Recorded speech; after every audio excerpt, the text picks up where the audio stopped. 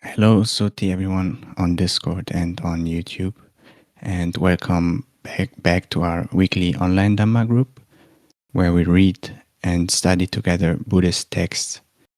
And for those that are maybe new or don't know, Venerable Yuttadhammo kindly joins us, as always, to give us context and explanations, and also answers our questions.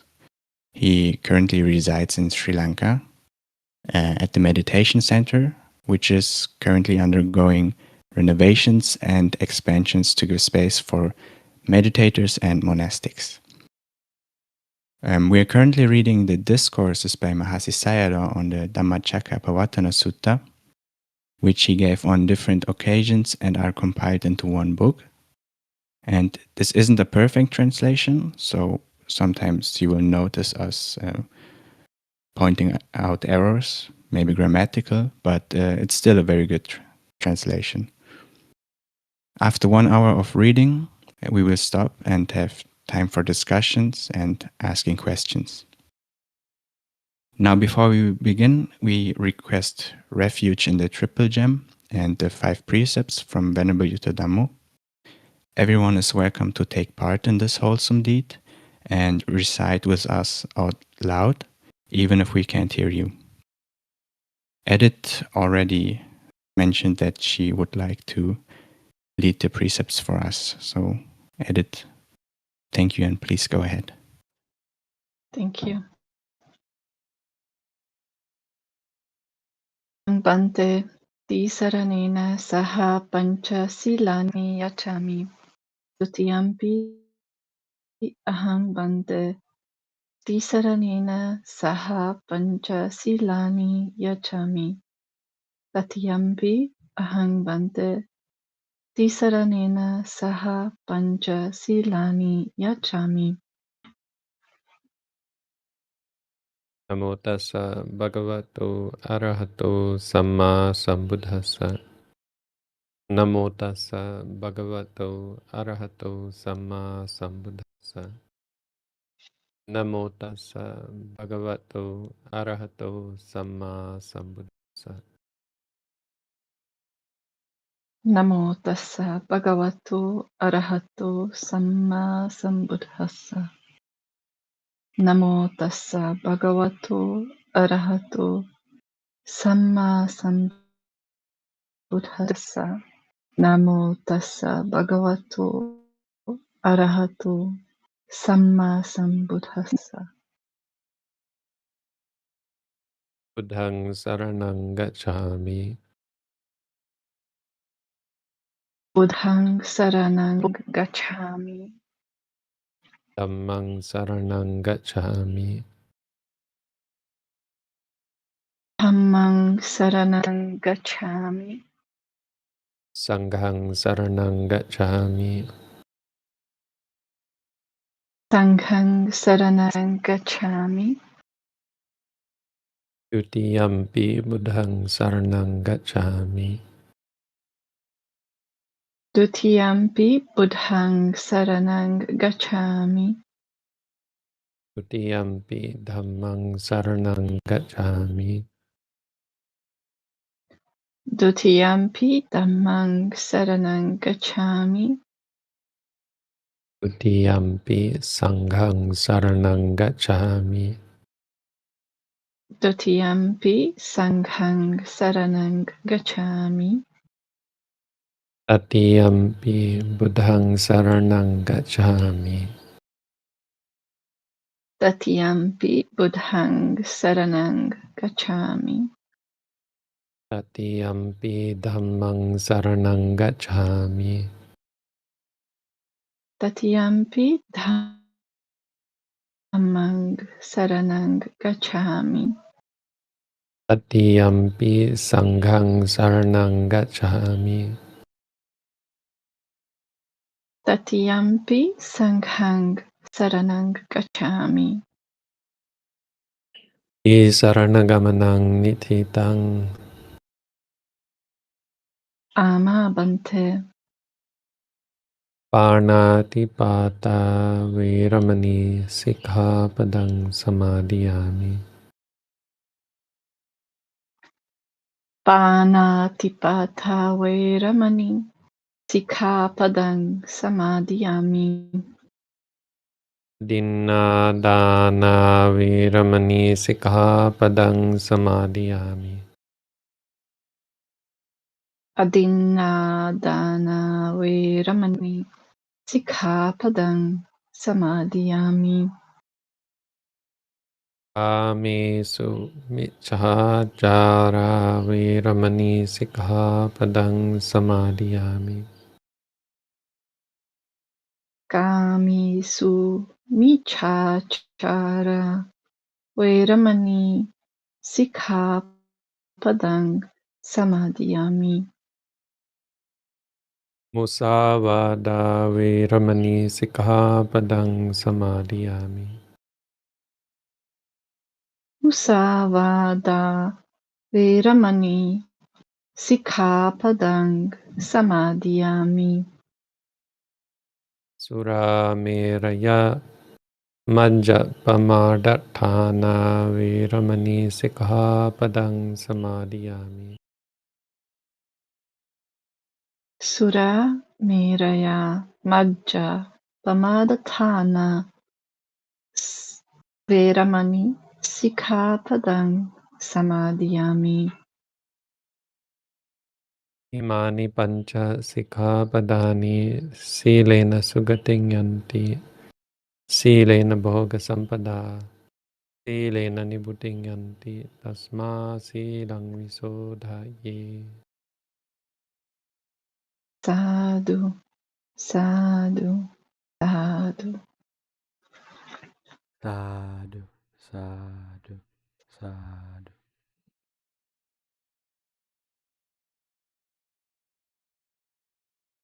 Thank you.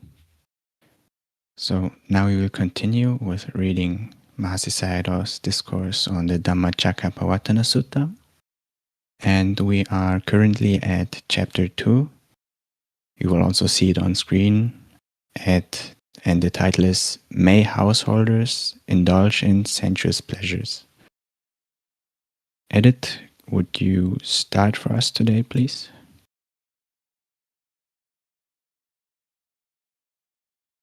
Sure. The text only says that one who has gone forth from the worldly life should not indulge in sensuous pleasures. The question therefore arises whether ordinary householders who remain amidst the worldly surroundings could freely pursue sensuous pleasures without any restraint. Since the gratification of sense desires is the preoccupation of common people, it would be pointless to enjoin that from doing so.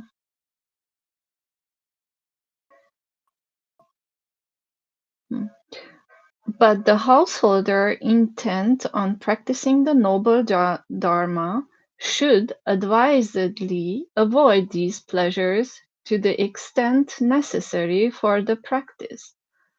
Observance of the 5 precepts requires abstaining from commitment of sins of the flesh. Likewise, possession of worldly goods should not be sought through killing, theft, or deceit.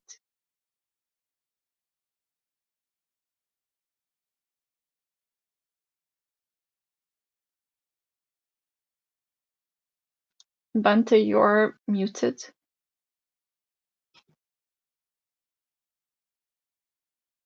Thank you. So one way of looking at the 5 precepts is how they relate to sensual pleasure. They're a cutoff between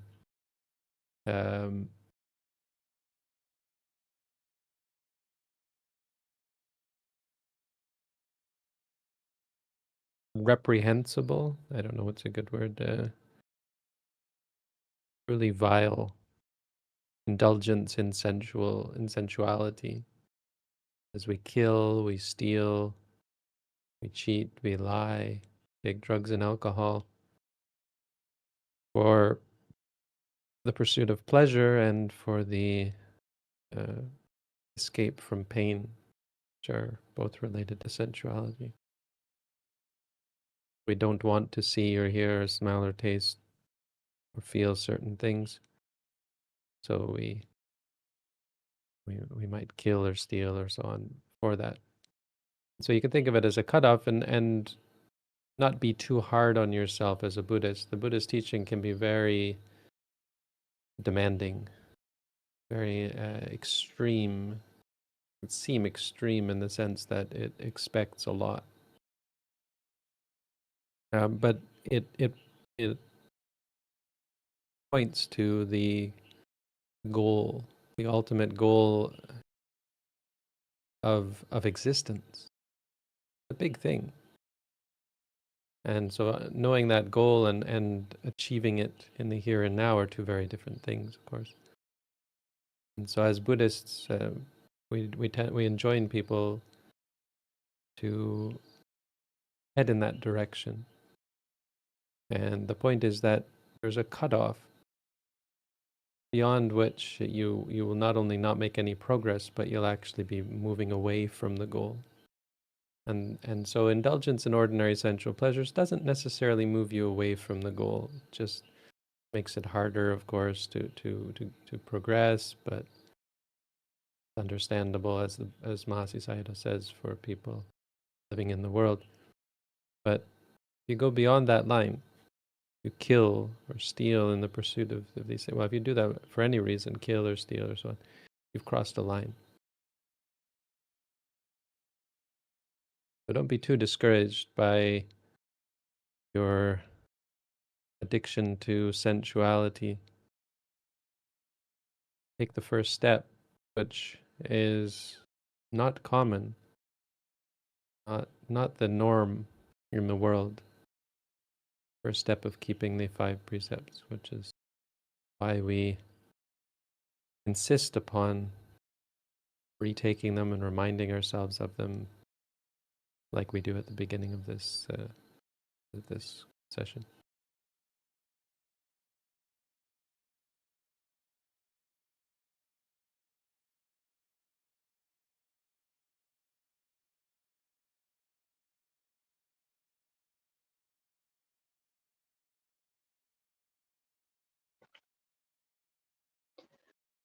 Four kinds of indulgence in worldly enjoyment. In Pasadika Sutta of Paticavaga, Digha Nikaya, Buddha had stated 4 kinds of indulgence in worldly enjoyment.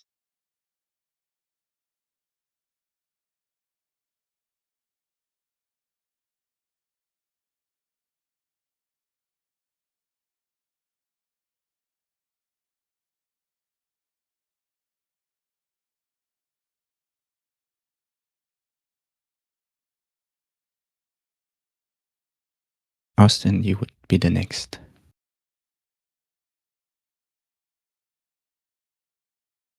Yes, thank you. Sunda, in this world, there are some foolish, ignorant people who promote their own enrichment by the slaughter of animals, cattle, pigs, chicken, fish. This practice constitutes the first form of indulgence in worldly enjoyments.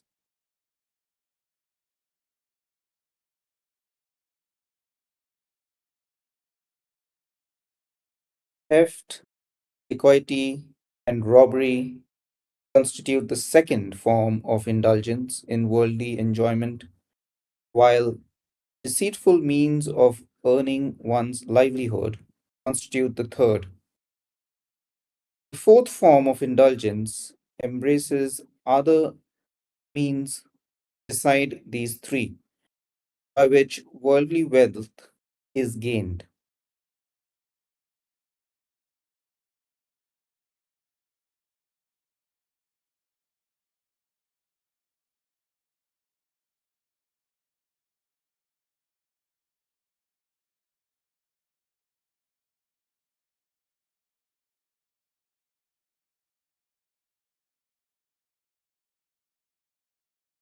The sutta stated that Buddha's disciples, bhikkhus, were free from these indulgences. Lay people, in observing the 8 precepts and 10 precepts, have to maintain chastity and abstain from partaking of food after midday, dancing and singing, all these being forms of sensuous pleasure.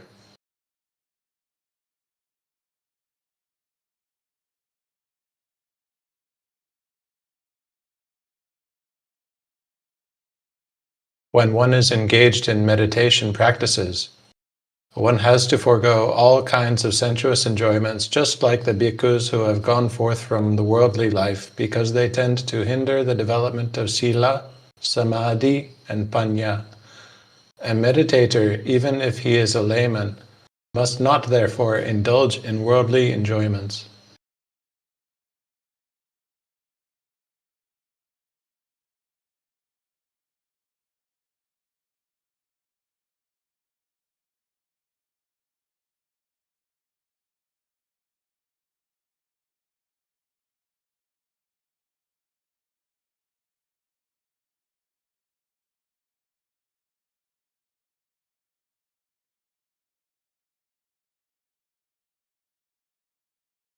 An important point.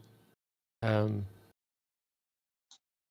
are people who consider listening to music to be a form of meditation, or they meditate listening to music or other sounds.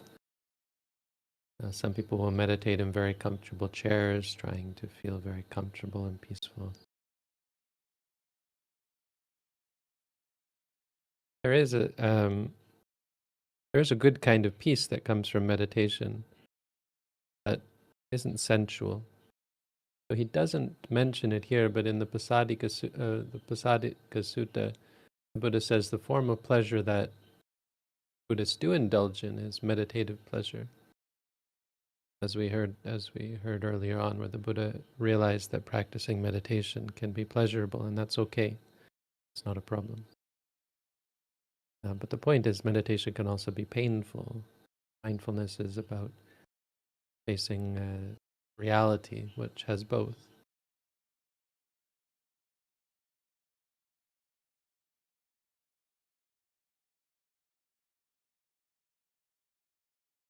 Again, it's not even so much the experience of pleasure, it's the pursuit of it.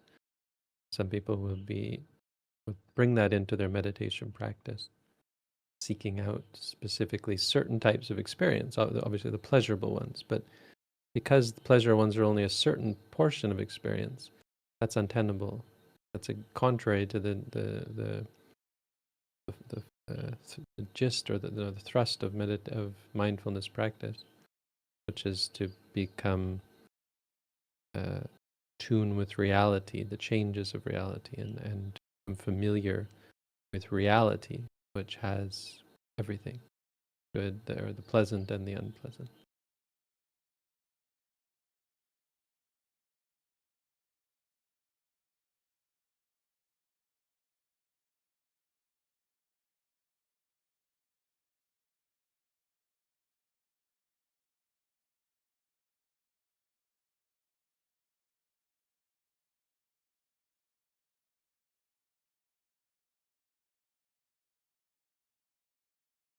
Bhante, I'm a little unclear on the fourth form of indulgence that embraces other means besides the killing, the robbery, and the deceit type of earning wealth. So what would be the fourth? So it appears from the sutta that the first 3 are not related to sensual pleasure. They're related to the enjoyment of killing, the enjoyment of stealing, the enjoyment of lying. And I guess the distinction there, or the reason for pointing those ones out, is because they're reprehensible. But they are distinct from simple indulgence in sensuality, like, oh, you have good food and you like the good food. Like when you steal food, it can be because you like the taste of the food, obviously, but it also is because you want the thing, and so you feel good having stolen it, for example. It's another level of unwholesomeness, and it's a different kind of pleasure.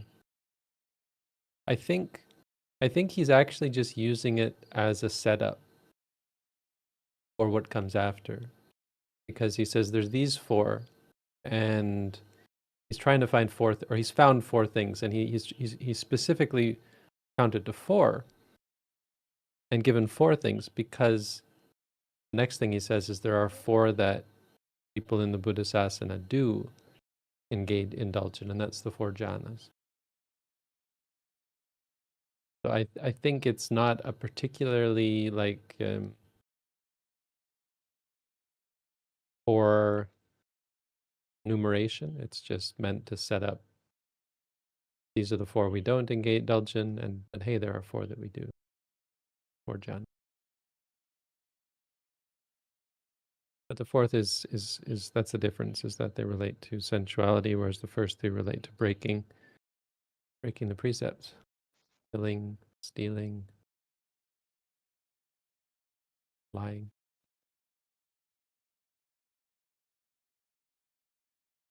Okay, thank you, Bante.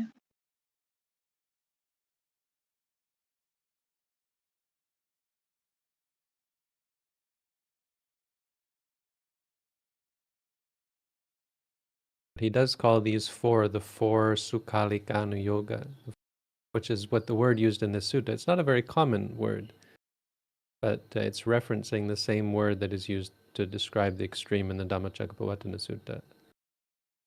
Kami, Sukama, Sukhalikanu Yoga.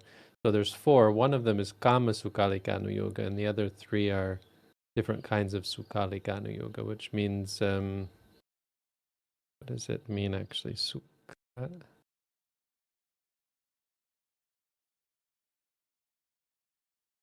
Sukhalika.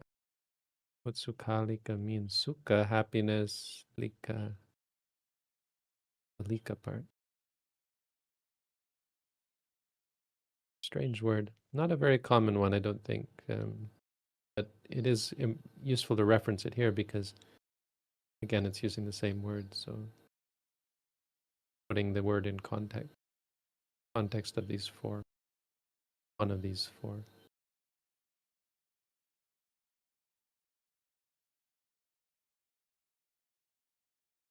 Kama.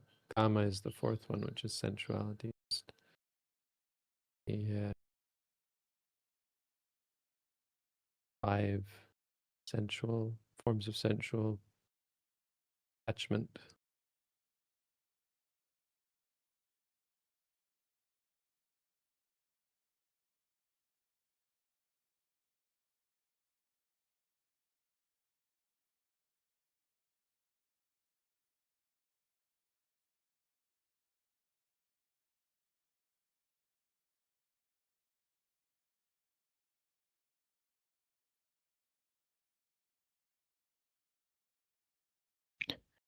Chi, you would be next. And also, hello, welcome back.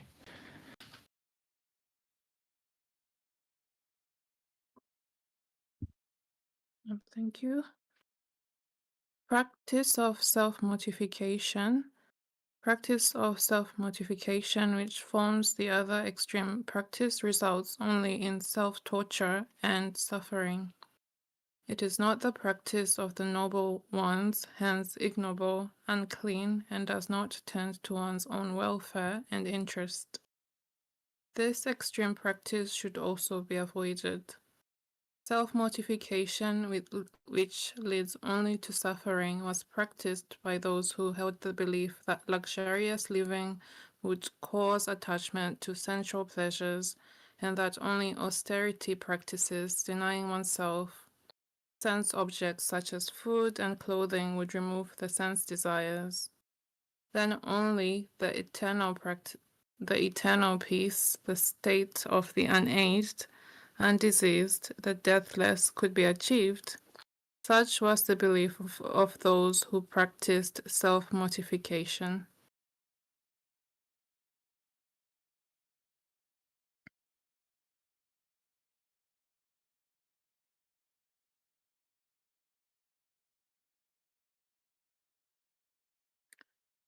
Methods of self-mortification. Good bhikkhus cover themselves with robes and clothing for decency and to shield themselves from heat and cold, from insects, flies, and mosquitoes, but self-mortifiers go about without any clothing. When the weather is cold, they immerse themselves under water. When hot, they expose themselves to the sun, standing amidst 4 fireplaces, thus subjecting themselves to heat from 5 directions. This is known as 5-fold penances by heat.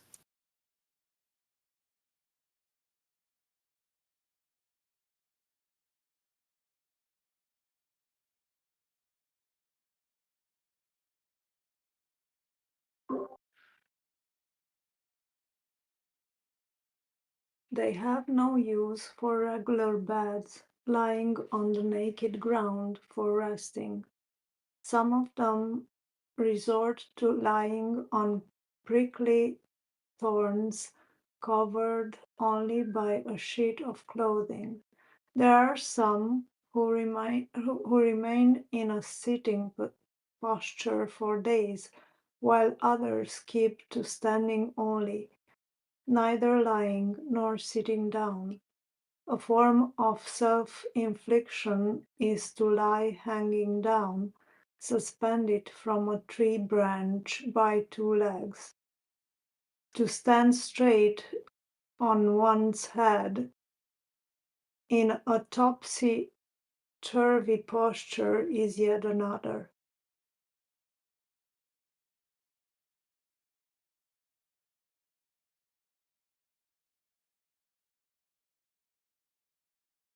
Whereas it is the normal habit of good bhikkhus to assuage hunger by partaking of food, some self-tormentors completely cut off food and water.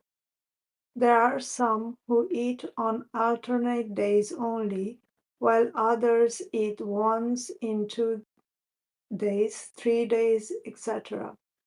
Some practitioners abstain from food for 4 days, 5 days, 6 days, 7 days, some even for 15 days on end.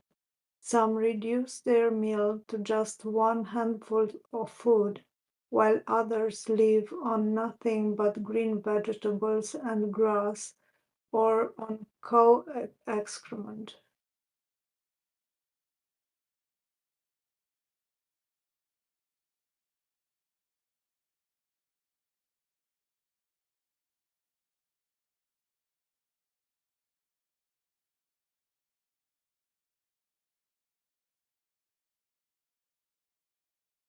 In Loma Hamsa Sutta, Upanipata commentary, it is stated that the Bodhisattva himself followed these practices in one of his existences, 91 world cycles ago. He realized his mistakes when he saw signs of future miserable life as death approached. By abandoning the wrong practices, he managed to attain the Deva world.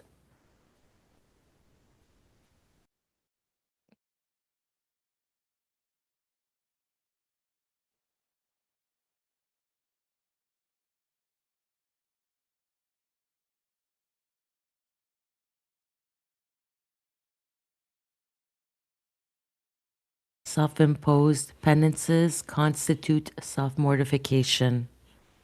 Atta Kila Matanu Yoga.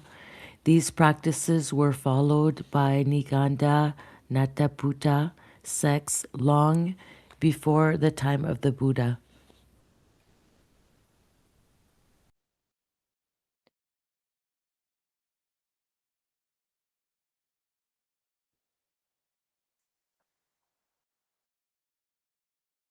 Jains are the descendants of the Niganda Nataputta. Their practice of self-mortification was commonly acclaimed and well thought of by the multitude in those days. Hence, when the Bodhisatta gave up austerity practices and resumed partaking of normal meals, his intimate colleagues, the group of 5 bhikkhus, forsook him, misjudging that the Bodhisatta had given up the right practice, right exertion, padana vibhananta, and that he would not attain enlightenment. Good example of a gimmick, a spiritual gimmick. Gimmicks are the sorts of things that attract ordinary people. So certainly, I'm sure there are people who have thought about this and said, yeah, that's impressive. These ordinary recluses, ordinary religious people wear clothes. They're not really hardcore. I mean, this is pretty hardcore, pretty incredible that these guys really have given up everything. They've given up all mortification, all sense of mortified? No, of shame. No. They've given up. They must really be truly strong mentally to be able to give up clothes. There's another example is the Devadatta had these requirements that he wanted the Buddha to impose, and he knew that the Buddha wouldn't, and he knew that by demanding them, that he would be able to present himself as the more hardcore, true, enlightened being or teacher of that which leads to enlightenment, by making things more extreme, requiring that monks live in the forest, requiring that monks eat vegetarian food only, that sort of thing.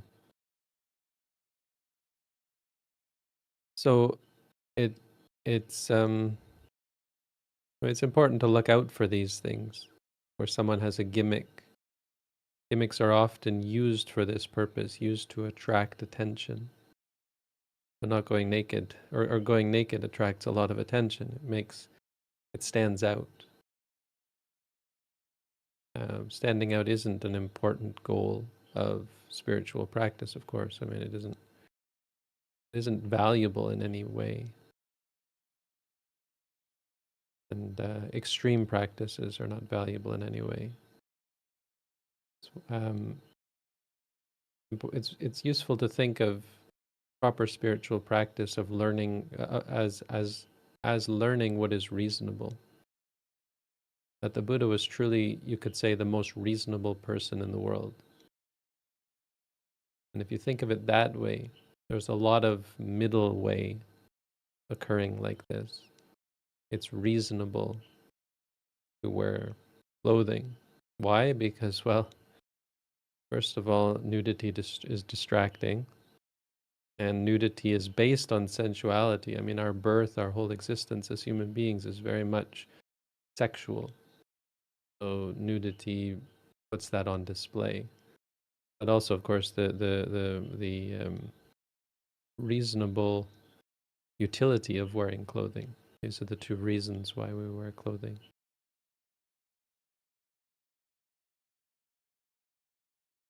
But it's good to ask this question, why do we wear clothing? Do we have to wear clothing? And the Buddha was able to be reasonable. He didn't come to the conclusion that no, the best way is to not wear clothing. That would be, from a Buddhist perspective, absurd. Just like food. Do we have to eat food? Why do we have to eat food? The Buddha took these questions seriously, and he presented serious responses that were reasonable. Yes, it's reasonable to suggest that we eat too much, and that ordinary ways of eating are not suitable for or supportive of spiritual practice. Eating one meal a day is reasonable. Very middle way. What is most reasonable? And this is how you can answer a lot of your questions. What is reasonable? Questions that you have about the world. What is reasonable? Because it asks you to be wise. It doesn't make things easy for you and tell you categorically, this is the way things must be. I mean, it's easy to say, yeah, don't wear clothes. Okay, go naked. That's simple, easy. Not easy, but simple. It's very categorical. To be reasonable requires wisdom. Reasonable implies that you are wise and you have reasons for what you do. Most people are unreasonable. They do things that are unreasonable. People engage in unreasonable activities. Killing, stealing, cheating, lying. These things are unreasonable. You just don't see it due to lack of wisdom.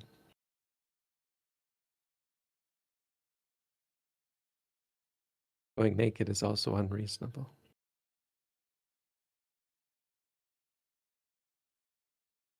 Requiring monks to be vegetarian is unreasonable. There's no prohibition against being vegetarian.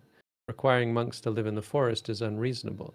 Living in the forest is great for being a monk, but requiring it is unreasonable. That's exactly what the Buddha said. He said, people can live in the forest. Monks can live in the forest, but requiring it is unreasonable. There's no reason for that requirement. Or not that there's no reason, it causes problems. It's unreasonable.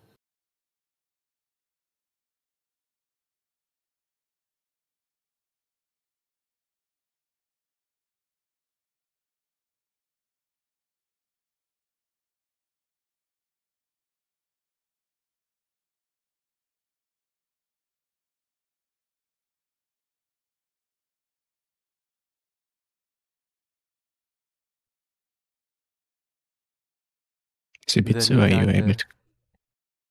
Okay. Yes, sorry. The Niganda scripture. According to the scriptures of the Niganda, emancipation from the sufferings of samsara, rounds of rebirth, is achieved by two means. One, method of restraint, samvara. This consists in restraining sense objects such as sight, sounds, smell, taste, touch from entering their body where it is their belief. They will conjoin with the Atman, Atta, to produce fresh kama. These fresh kamas are believed to form, in turn, new life, existence.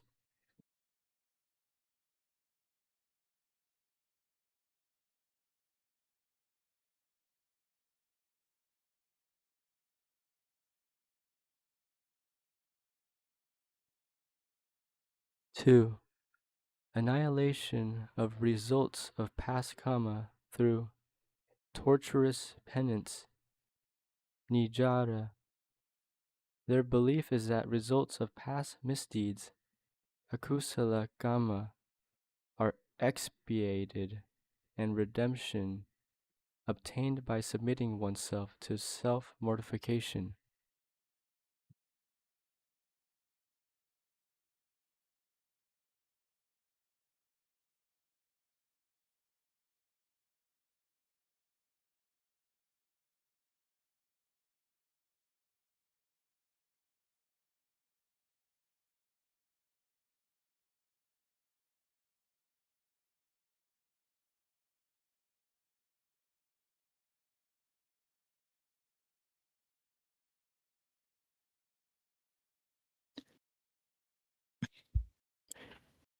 The Buddha asked for the naked ascetics who were practicing self-mortification. You state that you go through physical suffering to exhaust the results of akusala karma of past existences. But do you know for certain that you had indeed committed unvirtuous acts in previous existences? Their reply was in the negative. The Buddha further questioned them whether they knew how much akusala karma they had done previously, how much of it they had expiated through self-mortification, And how much of it remained? The replies were all in the negative. They did not know. Just going back to the first method, this is mostly talking about the second method, which relates to this sutta, but the first one is also interesting.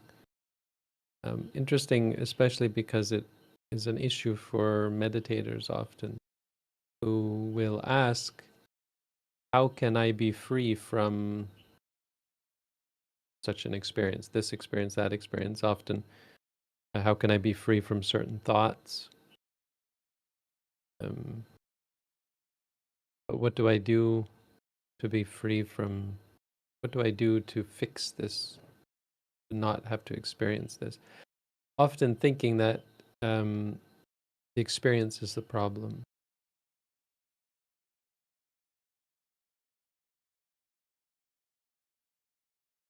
But the experiences are not the problem.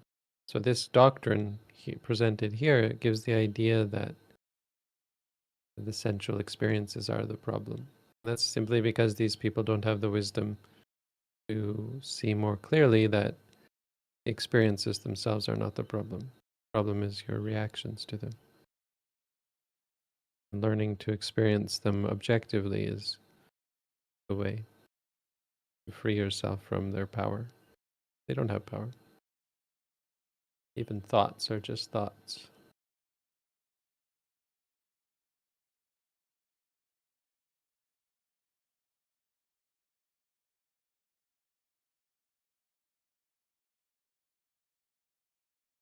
And the Buddha explained to them, in order to give them the seed of intellectual advancement, that it was fruitless to practice torturous penance, not knowing if there were any past misdeeds, nor how much of it if they had expiated.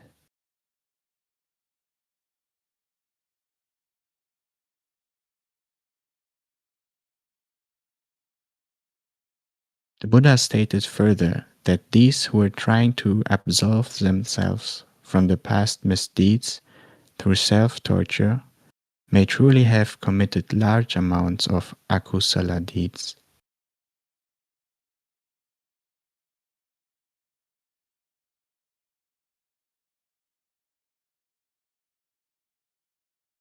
Because those deeds have led them to torture themselves, right? The result of bad deeds is suffering. So these guys who are suffering so much probably did a lot of bad deeds. It's a sign of it, not the sign they're looking for. Not the solution, it's the result of the problem.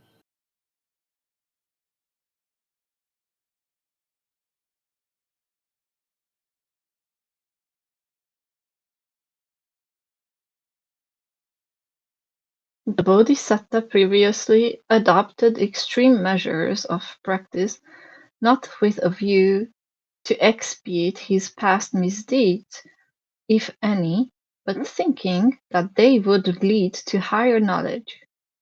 But after 5 years of strenuous efforts, as stated above, realizing that extreme practice would not lead to knowledge or insight, and wondering whether there was another way that would lead to his cherished goal, he abandoned the practice of self-mortification.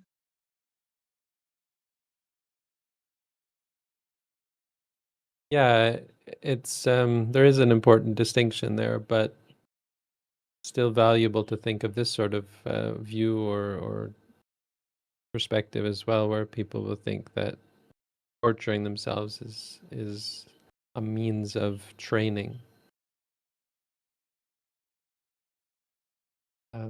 because it seems to be a source of discipline.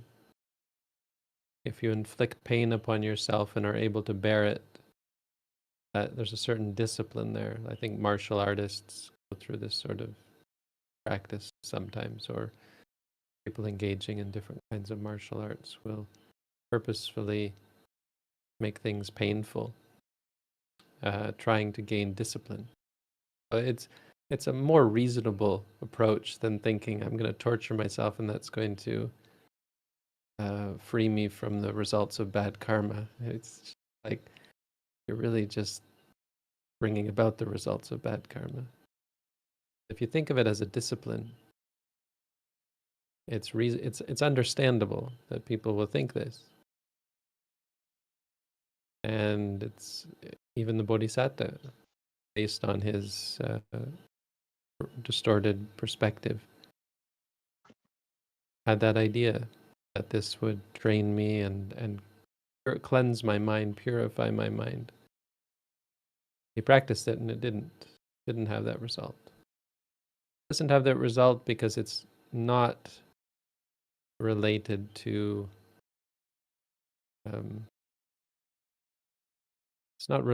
mental clarity. No. There's nothing in the experience of pain that allows you to see more clearly. It can make you less reactionary, which is possibly beneficial. Make you more tolerant to pain. I mean, anyone who's done that and then comes to practice mindfulness will be like, oh, this is actually quite pleasant in comparison, right? Whereas meditators who come from sensual lives will complain. Bed's too hard, the seat's too hard, the food's too coarse, it's too cold, it's too hot. But someone who's tortured themselves will come to practice. I mean, it could be quite a bit easier for them. So there is some value in this idea, but it doesn't lead to insight because it has nothing to do with clarity of mind. Nothing has anything to do with clarity of mind except the practice of creating clarity of mind, which is the practice of mindfulness. There is only one way. These other ways can have beneficial results, can have probably a lot of bad results. You know, torturing yourself certainly has negative side effects.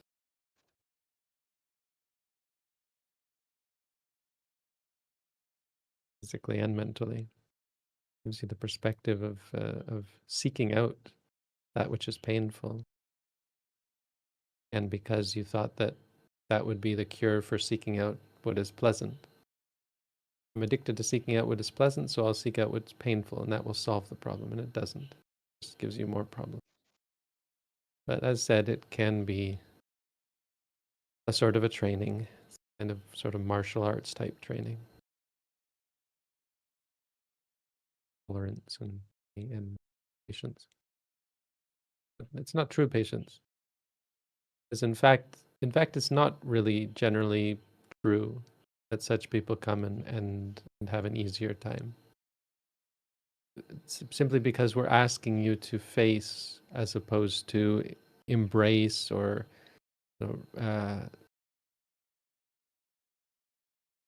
cling to the pain.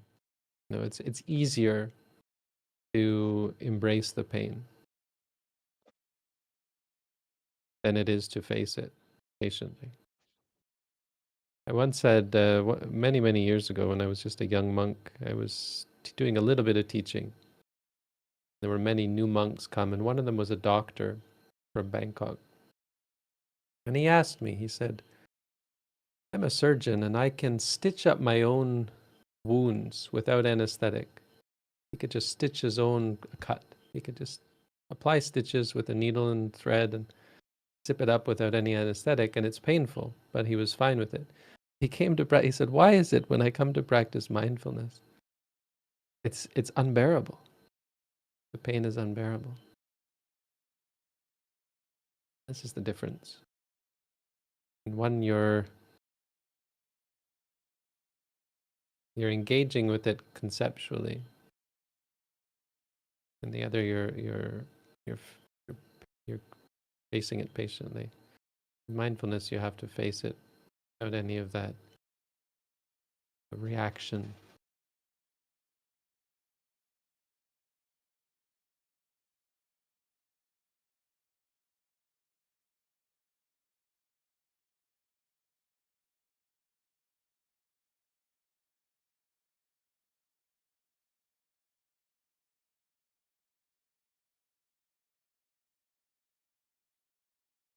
Edith, I think it's still your turn. Okay. Physical suffering. Practice of self-torture results only in physical suffering, but it was regarded by Nigad ascetics as being holy. In order to spare their sensibilities, as explained in the commentary to the Patisambhida, the Buddha did not denounce the practice as being low or base, nor was it described as vulgar, not being practiced by ordinary village folk, nor as common because ordinary common people did not indulge in them. The Buddha described the method simply as painful and unclean and ignoble, not being followed by the noble persons. If you read through the suttas quickly, you won't notice this difference, that the two extremes are presented differently. I don't know if we went over this, but what he's pointing out here is the actual explicit difference in how the Buddha describes the two extremes. So indulgence in sexual pleasure has extra adjectives to describe it. Hino, gamo, potu janiko. Hino means inferior. Gamo means of the village or of worldly people. Potu janiko and of people or the practice of people who are full of defilements. Right? I mean, he's just saying that it's completely unspiritual. And this resonates, of course, with his audience, the five ascetics. But then he says, and he's, as Mahasi Sayadaw points out here, he's a little bit less hard on the second extreme. But it also acknowledges that it's not the way of ordinary people. It's not the way of village people. It is a spiritual practice. In categorically, I guess. I mean, it is a spiritual practice. You're doing something that is outside of the narrative of materialism, of material and sensual pleasure. But it is dukkho anaryo anatta sanghito. It is painful. And that's not a good thing. You have to realize this. What you're doing is painful, and that's supposed to be good. There's supposed to be something valuable about that. I mean, of course, experiencing pain is not a problem, but seeing that or seeking out pain is always going to be painful. Your practice is of its very nature intrinsically painful. Mindfulness practice can be painful and also be pleasant because that's the nature of reality.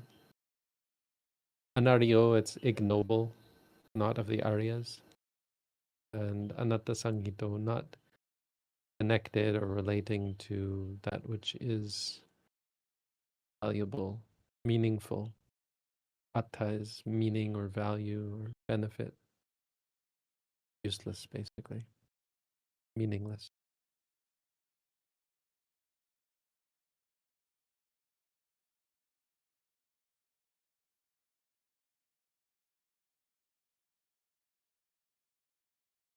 Yes, that was actually puzzling about these whole things. So I think this explanation makes sense to me now because it was just shocking. Like, how come, like, just simple wrong view, but otherwise good people would like somehow be as wrong as others who are killing, stealing, and etc. So, thank you.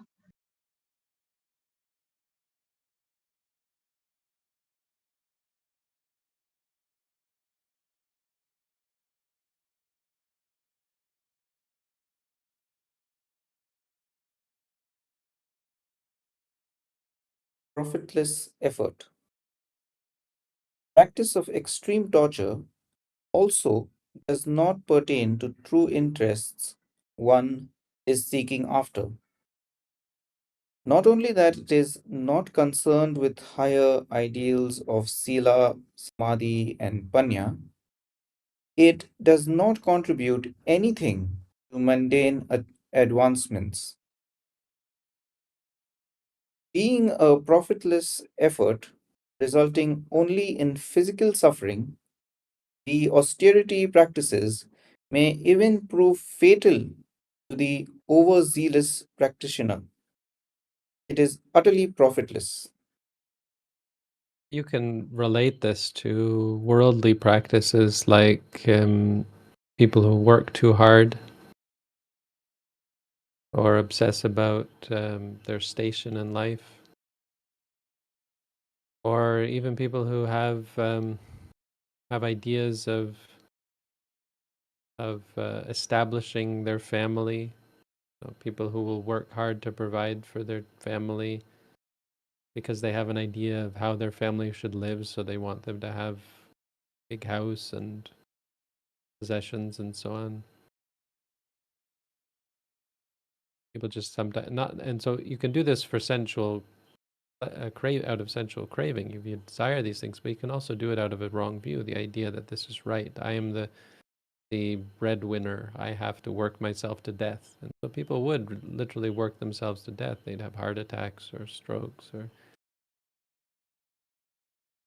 die in various different ways, or at the very least torture themselves based on their wrong views. This happens in the world as well.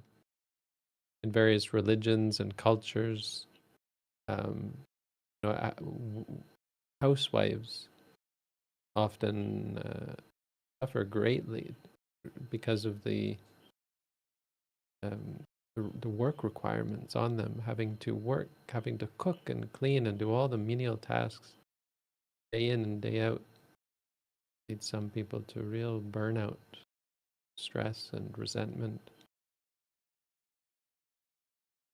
But people do it thinking that there are people who think that this is what a woman should do.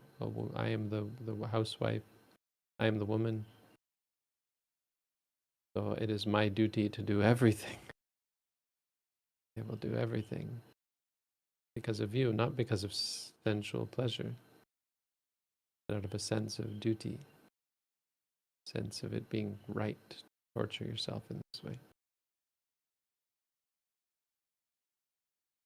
It's not to say that working hard and doing work is wrong, but out of the view that there's some inherent value to it, it's unreasonable. Some people can be very lazy, on the other hand. That's the other side. Engage in sensuality, just do nothing but seek it out. They never work, they never cook, they never clean, they never engage in activities that are of value to themselves, their family, their community, their society. People who do that are impressive and a sign of goodness, that people are helpful and hardworking, prestigious, but reasonably so. There are people who torture themselves with work, torture themselves for spiritual. It can be spiritual, or for worldly or spiritual. Worldly, it can be spiritual. But I'm trying to say that it's hard for this to resonate with us, I think, because there's probably not many people here who do these spiritual practices that the Mahasi Sayadaw describes. I don't know that there's anyone here who lies on a bed of nails or stands between 5 fires. You do find this sort of pop spirituality where people engage in these practices, amateur spiritual practices of torturing themselves in various ways. There's people who do things to their bodies for various reasons. Sometimes it can verge on the spiritual. I guess the bigger point is that all of this is useless. It fits in with what is completely useless. It doesn't fit in with what is cause for greater clinging. It's different from sensual clinging, which much more likely to lead you to kill and steal and cheat and lie. More likely to do that than do those things for sensual reasons than you are to do them because, well, for what? Because you want to torture yourself. Certainly possible, but much less likely. So there the difference is that they are useless, but not really mucking around in samsara, not in the same way. They're mostly just wasting your time. So a person who works themselves to death has wasted their life.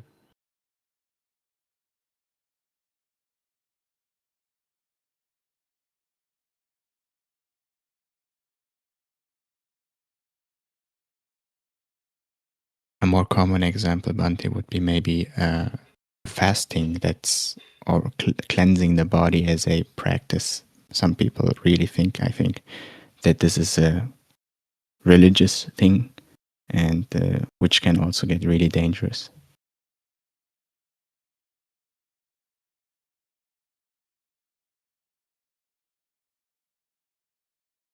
Obsession with the body in general is a good example of something that's useless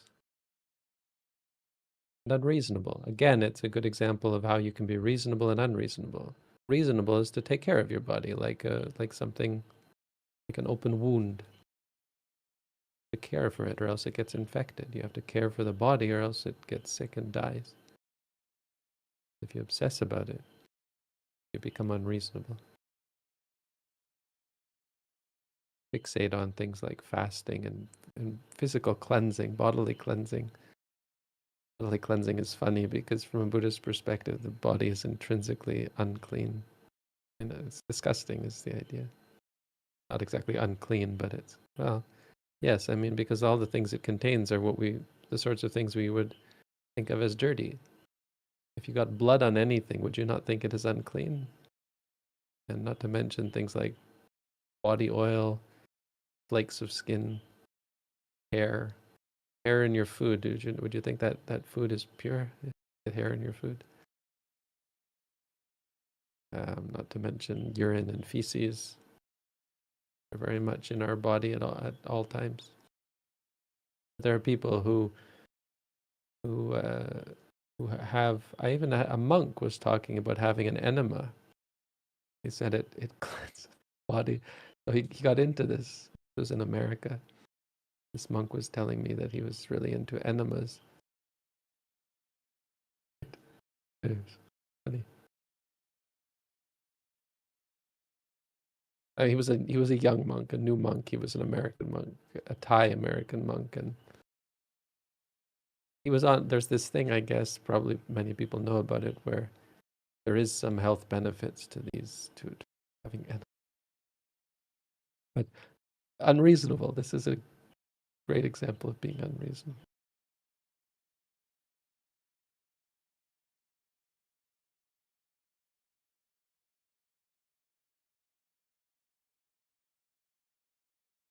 Before the appearance of the supremely enlightened I think Buddha, we've passed the hour, no?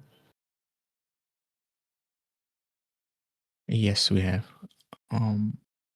Yeah, maybe we can stop here because it's still a few paragraphs until the next title.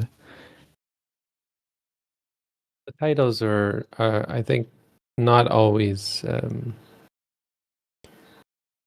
all that meaningful. They were added later. For example, this paragraph fits with the last ones anyway. So anyway, it's fine. It's fine to stop anywhere. We could stop on the hour. Yeah, it's just a bit better for continuing or having the overview, but yeah, it's not that important. And we don't want to, as you already said, skip through it quickly. So then we will finish here. Numbers, I guess, is a good point. Yeah. To come back to. Unfortunately, we don't have it, yeah. And there is a better edited version of this, but it's not free, and I think it's abbreviated, and there would be better. It would be better in some ways. But So far, it's kind of working, so I guess it's okay.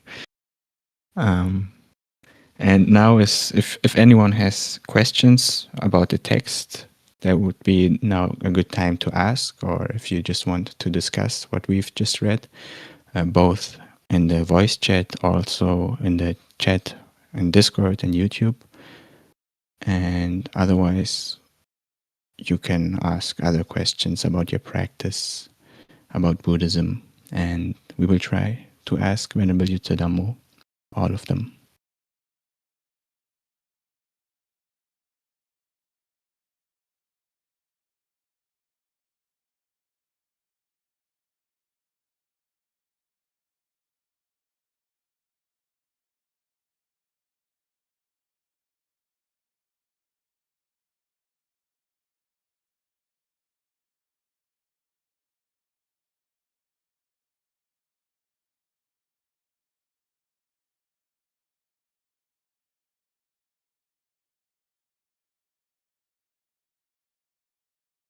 well, there is a better version that we could look to use, and that's, someone mentioned it, but I didn't, have dismissed it, is Ikupesala's version.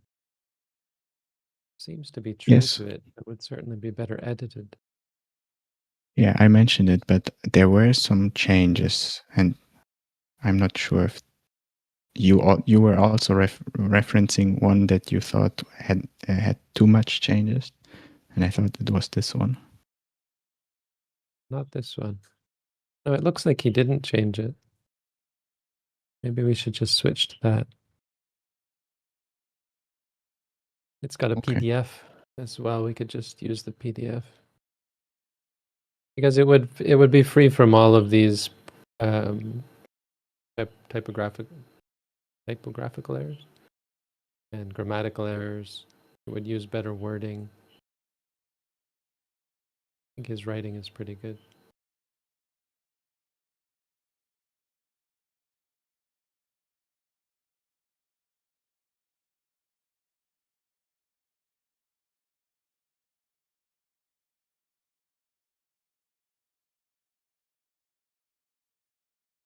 So next week, let's switch to his version. Okay.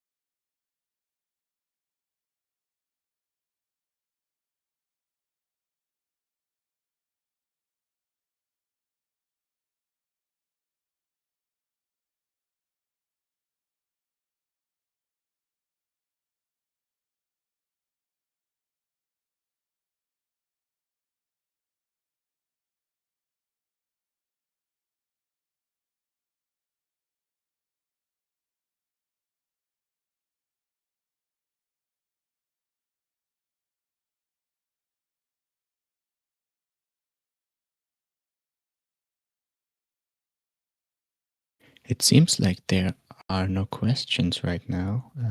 I see one question. Sanda, do you want to use your mic? Yeah, I can. When meditating on the lying position, is it important whether the meditator lies on the right side, the left side, or on the back? Good question. I had a monk explain it to me. He wasn't teaching or anything, but he just commented this based on his experience. He said, and he praised the Buddha. He said the Buddha was so clever.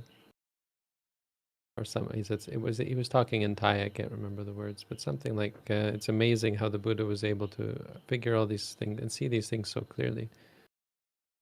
He said because lying on your the one who told me, I can't remember what lying on your back is the way a dead person lies. I can't remember if he had a reason for why that's bad, but lying on your left side, this must be in a text somewhere that he was quoting. Lying on your left side is the way of sensuality. And he had a reason for why it's bad is because your heart is on the left side. And you'll notice that if you lie on your left side, you're kind of putting a little bit of pressure on your heart. The blood doesn't flow well. I can't remember exactly what he said. But you don't have that problem lying on the right side. Lying on your stomach is the way of lazy people or something. I can't remember exactly what he said.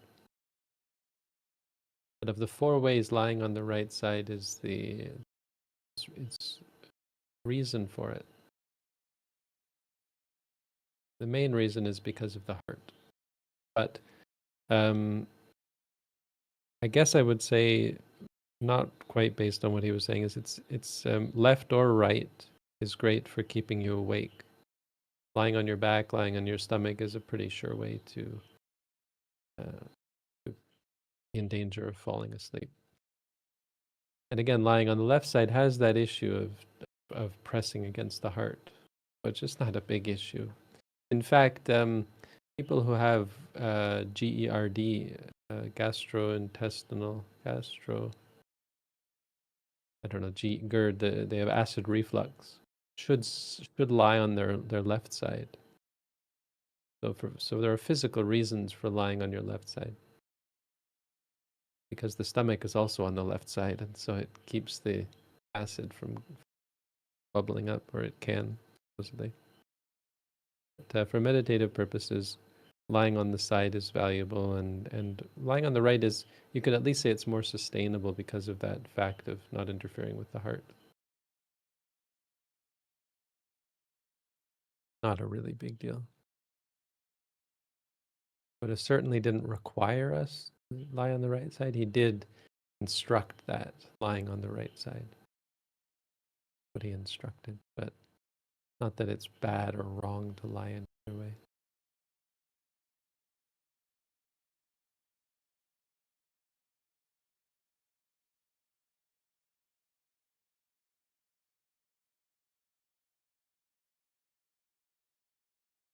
Thank you, Bante.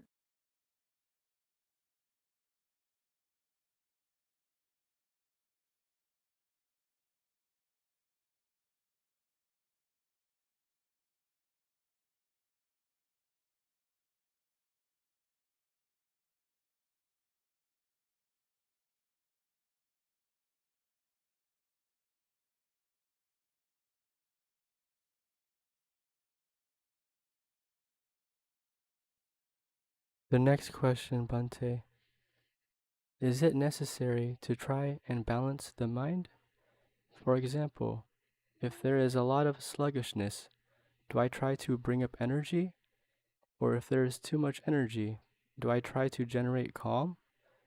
If we are to do this, what are the best methods? So this kind of illustrates an important point, is that body and mind are non-self.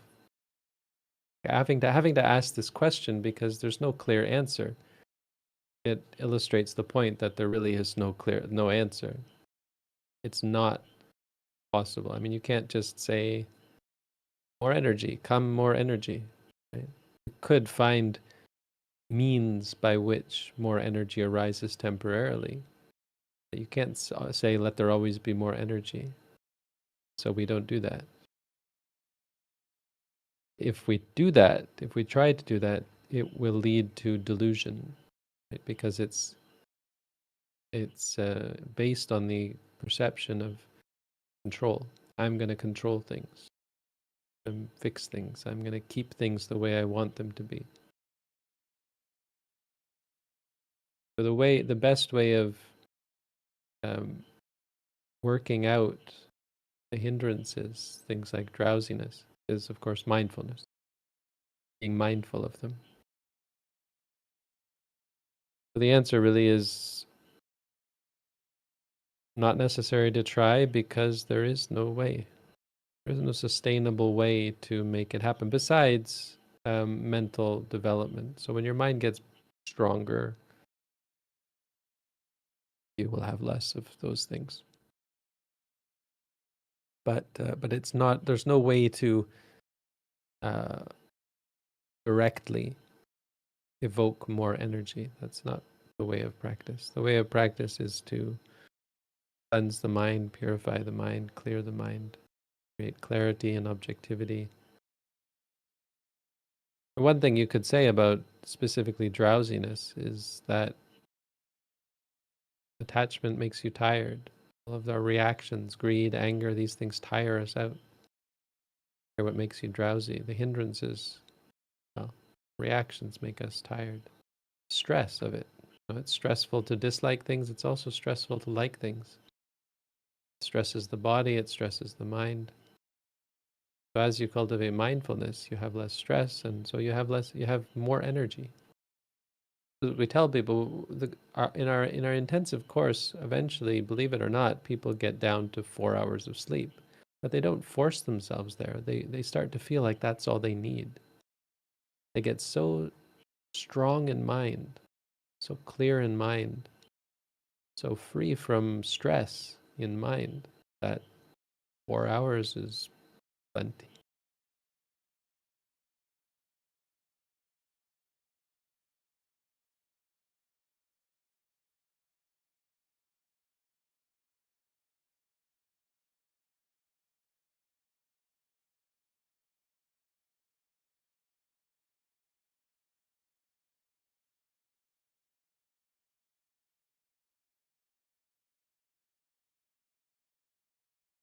The next question, Bante. How do I make sure I remember this life so I can try keeping my karma cleaner next time?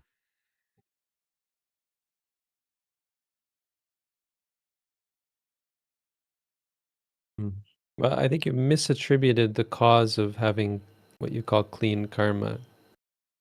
So you're asking how to do something under the premise that doing that thing leads to something else, but that thing doesn't lead to that something else. Clean karma doesn't come from remembering the past.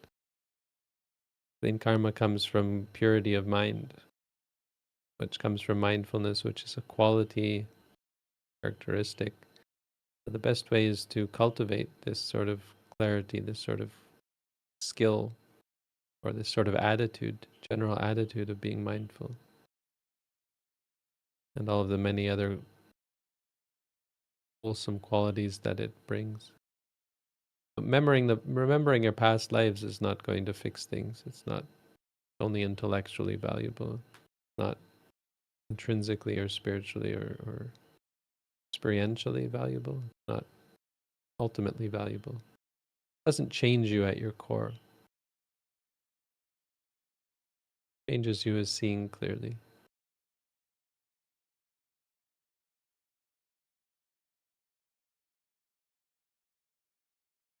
Should absolutely do that in this life. And be and appreciate how that will benefit in you in future lives as well. Or a better way to look at it, how it makes it unimportant to worry about the future. There's no need to worry about the future if you have the present locked down. You have the present solved. You've solved the present moment. You've solved all the future moments as well.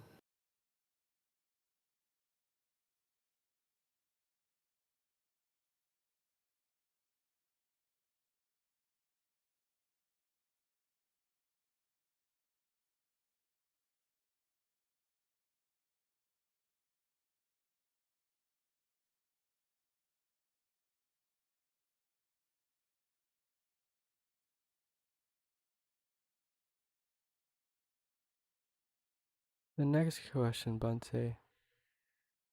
When the rising and falling of the abdomen feels very subtle and difficult to perceive, is it necessary to stay with the abdomen, or is it enough to attend to the sensations at the nostrils?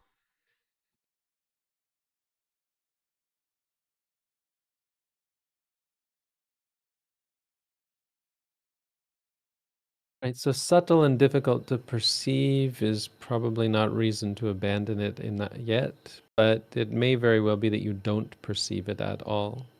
And if you don't perceive it at all, then you should instead focus on the sitting posture. That's what we're instructed. Note that you're sitting and just say sitting, sitting until the rising and falling comes back. Because it's not always going to be so, not always going to disappear. It's not always going to be gone. One of the big reasons why this happens is because of calm feelings. Meditators feel calm, and subtly they would rather experience the calm than focus on the stomach, because the stomach is not really calming. There can be other experiences like pleasure, or you can see things, lights, colors, pictures, that sort of thing. All these things are more pleasant, more stable, more controllable. So the mind isn't really interested in paying attention to the stomach. Keep you honest, focus on the sitting posture until the rising and falling comes back. But also note if you feel calm or quiet or that sort of thing, which can often lead to disappearance of noticing the rising and falling.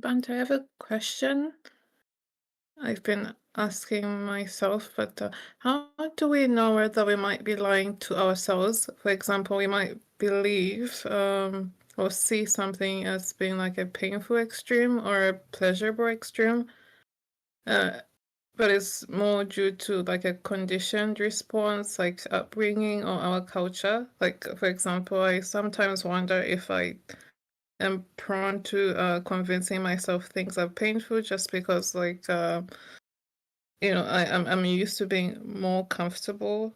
Yes. Quite sure what you're saying, but it sounds overly complicated.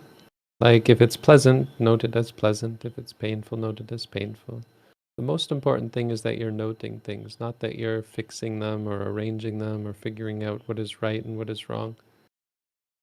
Right and wrong come from clarity of mind, from seeing, which comes from looking.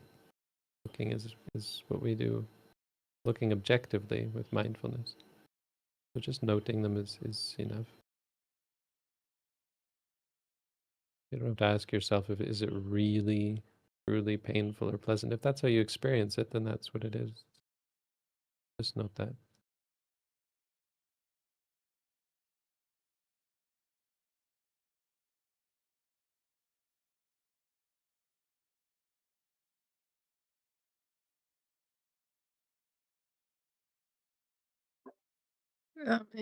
Yes, thank you. Just like a follow-up. It usually comes up, this sort of question, when I have to change something. Like, okay, like let's say I'm sitting in meditation and it feels like there's a choice whether to keep, bearing with the pain or to like make a change. And in that moment, I kind of think,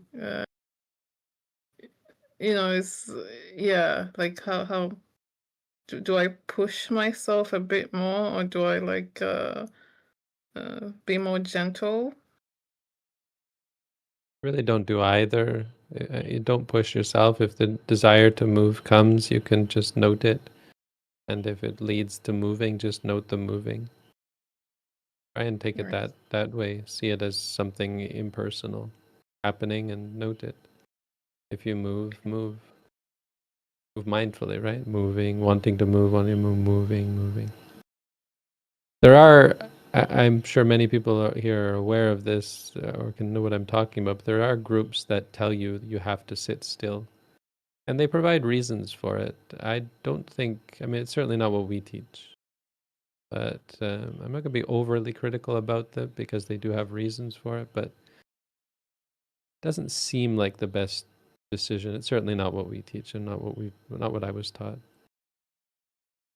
We're taught to, it's reasonable when you move mindfully. It's a process, because eventually you won't move just because it won't bother you anymore.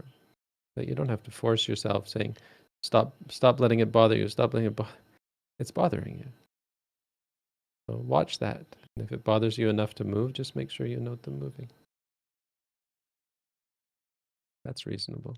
And that leads eventually to not having to move.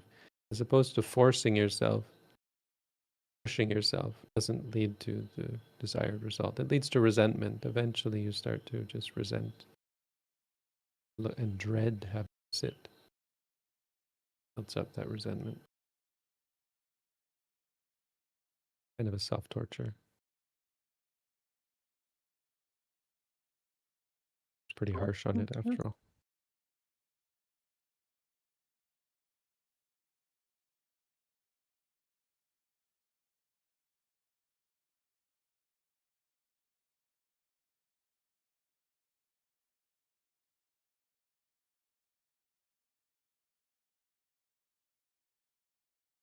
It's a good example. Mahasi Sayadaw is going to talk about this.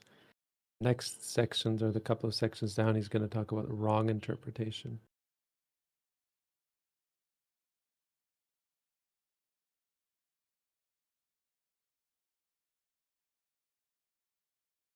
It's not wrong practice. It's not self-mortification to face things.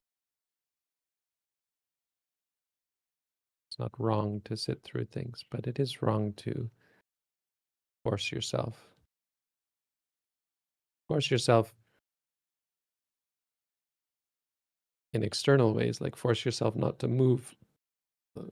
Not moving doesn't make you enlightened. You can face things and move. It's better for facing things if you note them moving than force yourself not to move.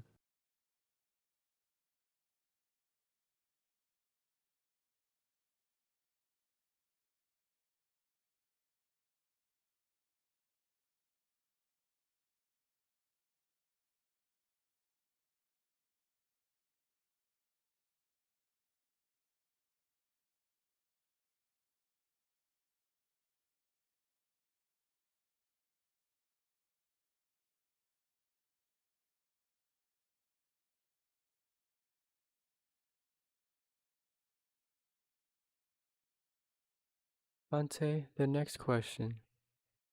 When distractions chain, such as pain to aversion, should I return to breath after one, or note each experience? I can't seem to return immediately, but chains can be long sometimes. What should I do and why?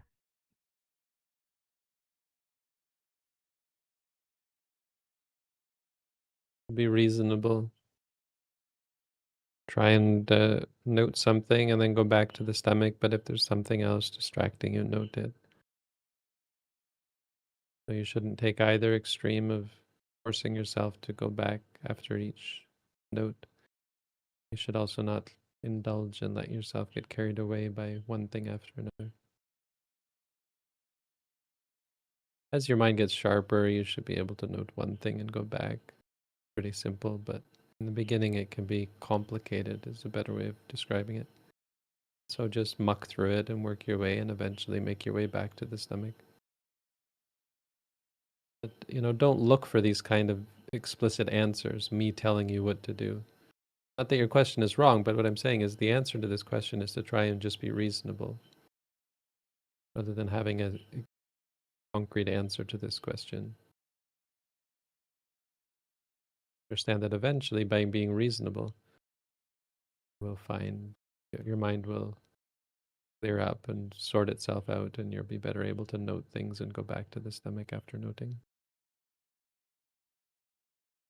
It takes practice.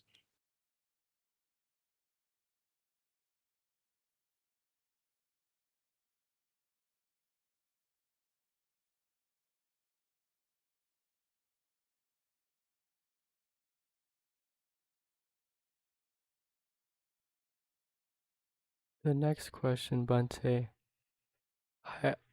I often feel like I am missing out by not practicing samatha meditation. How does vipassana develop right concentration?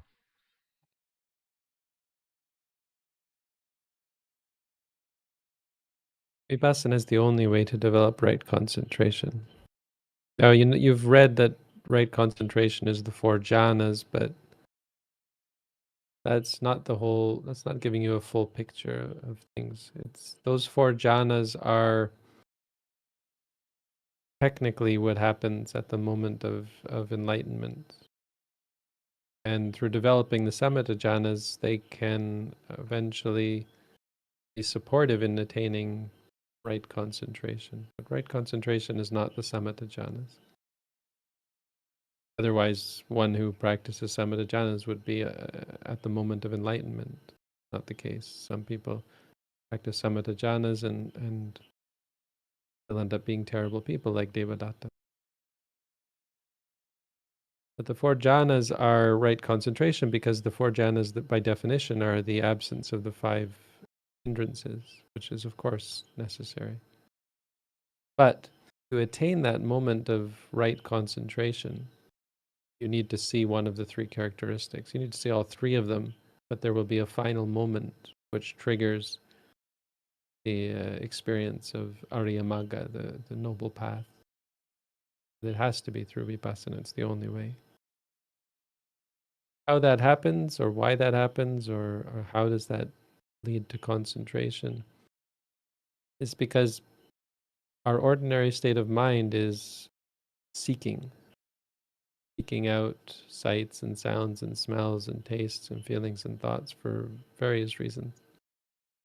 But at the moment of finally seeing clearly that all arisen phenomena are impermanent, suffering, and non-self, having that last moment where you just realize nothing is worth clinging to, and it's not intellectual. You just really feel that or perceive that in the experience. There's a moment of letting go, true letting go, where the mind doesn't seek. So there's a cessation experience. And because there's a cessation experience, the mind is perfectly concentrated. There's no seeing, no hearing, no smelling, no tasting, no feeling, no thinking. You can't even remember the experience afterwards. It's complete peace. And as a result, it's perfectly focused, concentrated. That's what right concentration means. That doesn't mean you shouldn't practice samatha. Don't ever say you shouldn't practice samatha. Samatha can be very beneficial. It can also be a distraction if that's all you do. Some people never get past samatha, and that's a problem. And for those people who practice samatha meditation first, that's perfectly valid and be very supportive for the practice of vipassana. But make no mistake, right concentration only comes from the practice of vipassana. It can't come from samatha alone.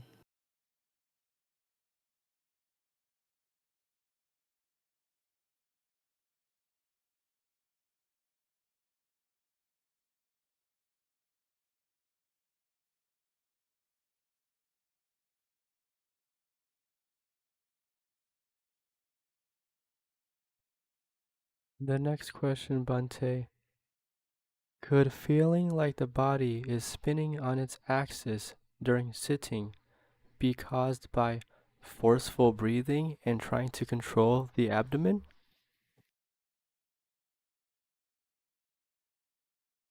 Regardless, you shouldn't be engaging in forceful breathing or trying to control the abdomen. If you're doing that, you should note that. But if you're experiencing spinning, you should note that as well. For those kinds of things, you might tell it to stop. Those are usually caused by what we call piti, or rapture. If you've ever seen these Christians who do this, they get enraptured, or sometimes they fall on the floor and they shake around. They become enraptured and they think it's God, but it's really just piti. Just do it all the time too. Not all the time, sorry. It happens right amongst Buddhists as well, but we just don't make anything of it. It's an experience and you let it go. I have met people who did get caught up in it and misunderstood it as being some kind of meaningful experience, and so they grew it and went with it and got caught up in it. But it's just an experience like any other. If it doesn't stop, you might tell it to stop. Say stop. Because there's often a subtle liking of it and encouraging it that you don't even notice. But by telling it to stop, you change your attitude towards it. Lumpur Chodok was the one who recommended this, and he said, because Ilet Kadu, Ilet Mandu, defilements are stubborn. Do is a I word that means it's a kind of means stubborn.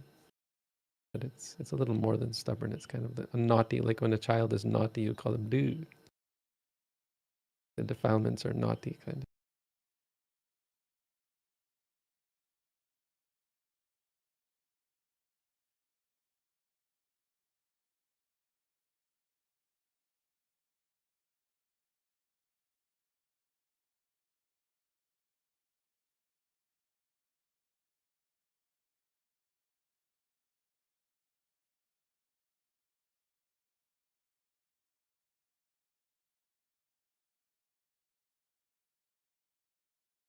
The next question, Bante. In a situation where a conscription law requires young men and women to go to the front line, these young people will at some point kill the supposed enemies. How can one avoid such a situation? Although there were some monks during World War I and World War II, the time of Mahasi Sayadaw, U Dhammaloka, and Nyana Ponika are changing.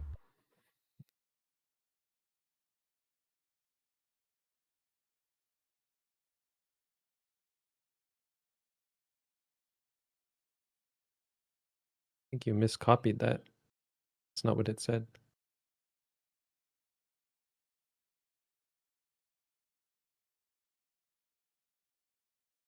But he edited it to make it less understandable. Anyway, I understand it. It's not really important. So, yeah, I think conscription is unavoidable. I think reasonably a Buddhist should allow them to get conscripted, but you don't have to kill. You just don't kill, and you suffer the consequences. It could mean you get killed. It could mean you get court-martialed, thrown in jail, whatever. Just don't kill. You can do everything. You can do all the exercises. You can shoot a gun at a target. But when it comes the moment where there's the enemy and I'm supposed to kill, you just don't kill. In World War I, apparently, I think it was accurate, apparently, most people shot over the heads of their enemies. Actually, I'm not sure. It may have been apocryphal. It may have been not apocryphal. It may have been contested, controversial. But there was this idea that people did not want, when confronted with it, they hadn't realized it, but when confronted with trying to kill someone, it's not easy. I often bring up this book, Crime and Punishment, which I read a long time ago, by Dostoevsky, which is a really good example of this principle, where you think that, I mean, killing intellectually, it doesn't sound that bad, but try it. Don't try it, but absolutely don't try it. But when it comes to the moment of having to do it, much more difficult than you would think. And so people were shooting over the heads of the enemy. Always do that. Just miss, intentionally miss. You might die. But if you're on the front lines, there's a good chance of that anyway. But yeah, if you miss, you're more likely to die, I suppose. That's what being a Buddhist means. If it means dying or killing, dying is preferable. Not just preferable. From Buddhist perspective, dying is the necessary choice. That being said, you can defend yourself. There are ways to defend yourself. You can hit someone in self-defense, enable them. I mean, controversial, I suppose, but you could shoot them in the leg or disable someone without intention to kill them. But, it's not so good to do that. I'm not recommending that. I don't think that's a good solution necessarily. I don't think it's a good solution. I think, to some extent, as Buddhists, we have to be prepared to die. Because as humans, we have to be prepared to die. That as Buddhists, we acknowledge that we're better off being reasonable in our mitigation of that fact. It's reasonable to defend yourself. It's not reasonable to stop yourself from dying. I mean, just logically, if you look at it logically, and Buddhist logic, that it doesn't lead to a net positive. I don't want to die, so I'll kill someone. Well, they don't want to die either. Logical as that.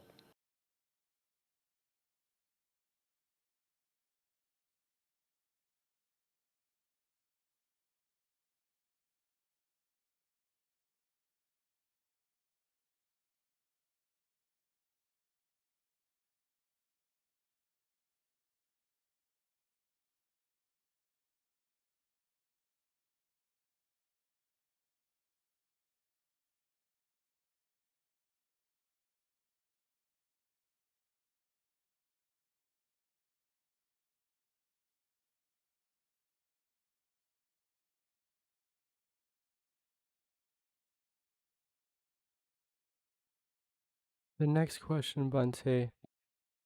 Could one say that a meditator life with the goal you explained is a total opposite of a worldly life? Because it is very hard to progress if one is in between.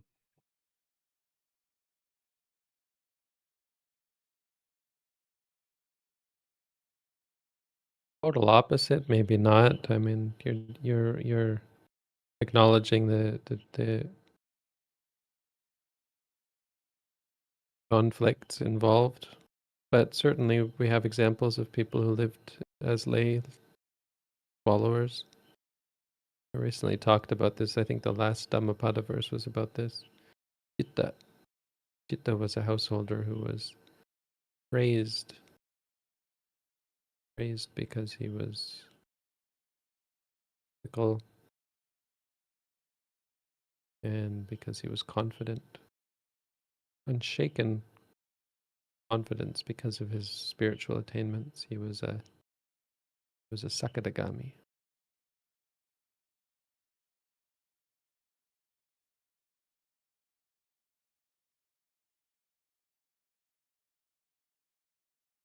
But if you're finding it hard to progress, well, we have our center is ready to receive people. We have one new meditator coming today. Apparently, I think I heard, and I'm not sure, might be conflicting information, but there's supposed to be another meditator coming tomorrow. People coming. People have made a good decision and had the good fortune to be able to make that decision to dedicate themselves to spiritual practice, free themselves from those conflicts.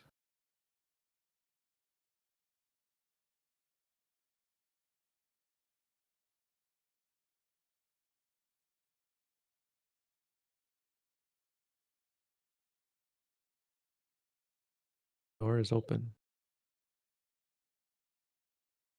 Is it diametrically opposed? I mean, definitely opposed, but again, possible to live as a householder, just more difficult generally.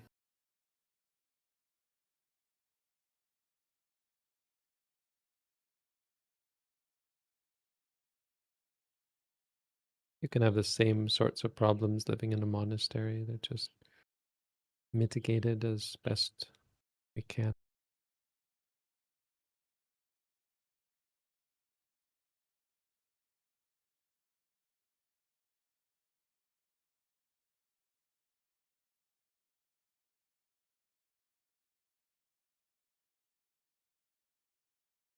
Bante, the next question. I've noticed for a long time that specific memories and images re-arise when I note certain touch points. Is this just my brain creating connections or a habit? Is this problematic in any way? Doesn't matter what's causing it, and no, nothing is problematic. Things are not problems to be solved, they're experiences to be understood. So an important part of mindfulness practice is changing our perspective away from making meaning of things and seeing them as problems to be fixed, solved. Instead, see them as experiences to be understood, to be seen clearly. So it's quite simple. You just see it clearly, and the way you do that is you note it. If you see something, you would note seeing, that's all. Try to find meaning or find the meaning behind it or the cause of it or anything like that. The only thing you need to learn about things is that they're impermanent, suffering, and non-self. That's it. See those things clear enough and your mind will let go. How you do that is by facing them, by observing them. You don't need to see beyond their immediate characteristics because those are what lead you to freedom.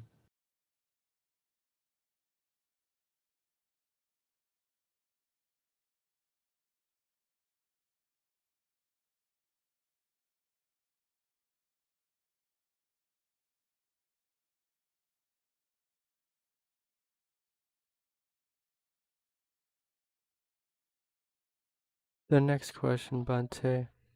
Will adopting an animal such as a cat increase good karma? Don't have pets. Absolutely not. Bad idea. There's so many reasons not to have pets.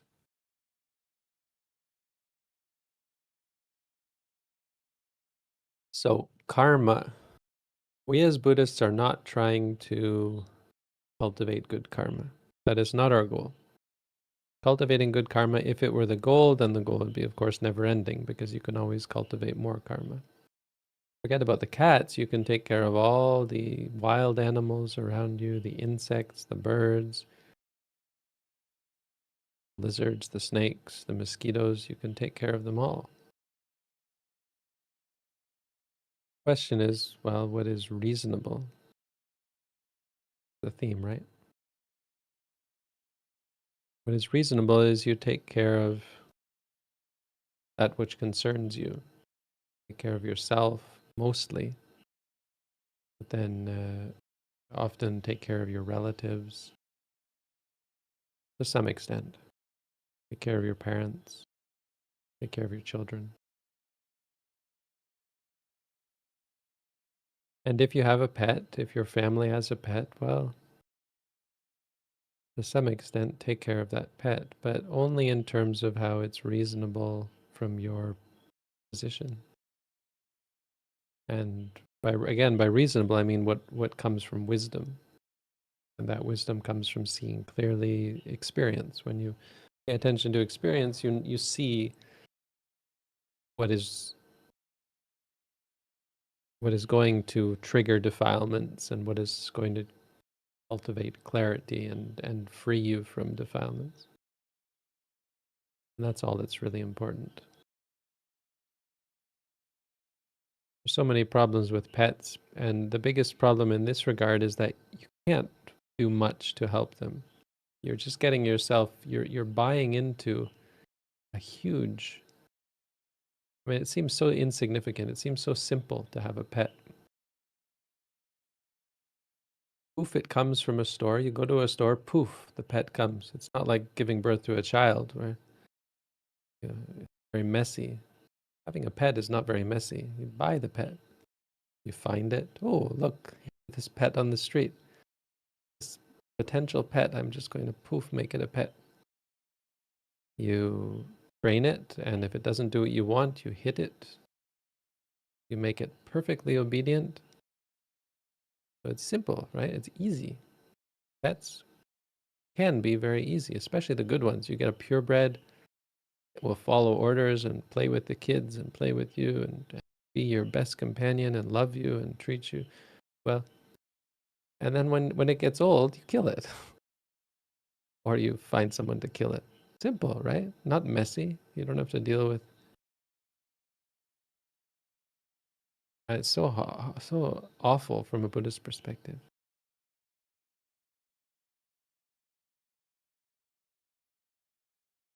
Awful from the adopting. You are buying into this clinging, clinging to the sensual pleasure of having a pet. Cuteness of it. It's not so awful, but it's awful having to train it and having to control it and dominating it, molding it, making sure it does exactly what you want to make you happy. There's some good there as well, because you can administer to its needs. It gives you a chance to play good. It's harder to administer to human needs, so pets are easier, simpler. Food, they'll love you forever. Pets, cuddles, they'll be your best friend. Kind of like playing. Not complicated, it's not messy. But the real problem with having pets, well, there's two big problems. There's lots of problems. Two big problems. One is they're a burden. And from a meditator perspective, this is problematic. How do you come to do a meditation course if you have a pet? You don't. Many people have had this problem. This is a thing that happens. They want to come to meditate. They don't know what they're going to do about their pet. There's a big reason. But the bigger reason, and it's much bigger, on a different order of magnitude problematic, is that you kill your pets. We kill them. And if we don't kill them, we watch them suffer. Messy. You can't do much to help animals.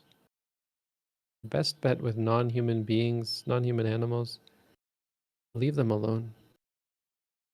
They are on their karmic path and you're not going to fix their problems.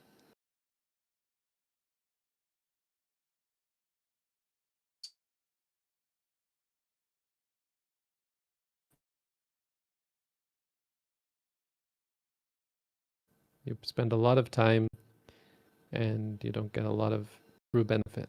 The benefit that you get is the clinging. You're sad when they're gone, but, well, we had to put it down. I'm sad, but you didn't get anything. I mean, no real benefit comes from that.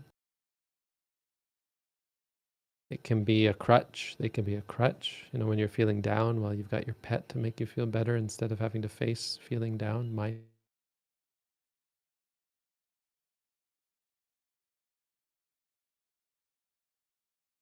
At worst, they interrupt. Anyway, I'm not going to get into this too much. I know a lot of people have strong opinions about this, and so it can be.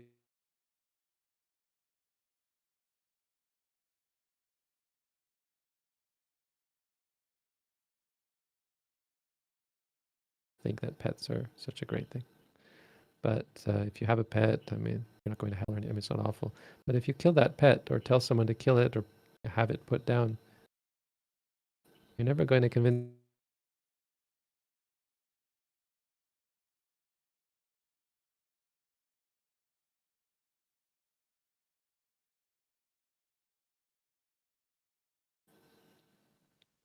that can be beneficial for both of you. Face death mindfully. Yeah, most people just kill their pet when they get old. If you don't do that, if you're mindful with them, but again, it's inefficient and there's so little you can do for a non-human animal. While at the same time, there's so much craving and clinging involved.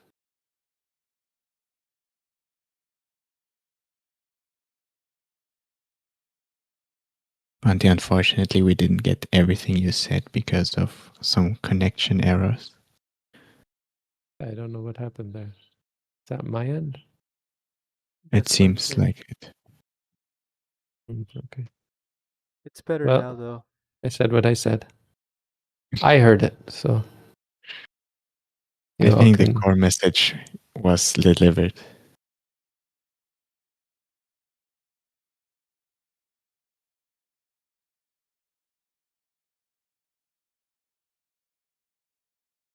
Yeah, one thing I said is I don't really want to spend a lot of time, even though I did spend a lot of time on it.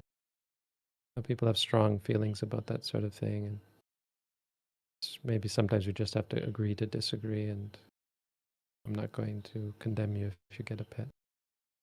But you want my opinion, don't get a pet. That's all.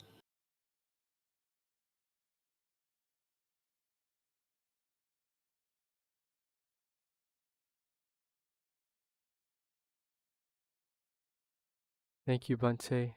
We hear you clearly now. The next question. I need to find a new job in Germany. Should I refuse to work in defense or only refuse work related to weapons? What about subsystems, such as the navigation system of a fighter plane? Or should I only avoid work on the parts directly used for killing? I think we've lost Bante again. I'm here.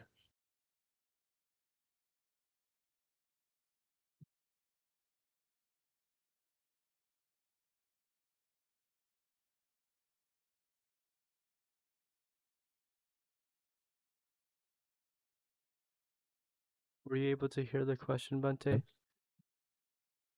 No, go ahead. Okay, I'll read it again. Let me just disconnect because I don't think it's my internet. It's something else. It's an internet issue, but it might be a Discord issue. I'll just reconnect. Okay, Bante.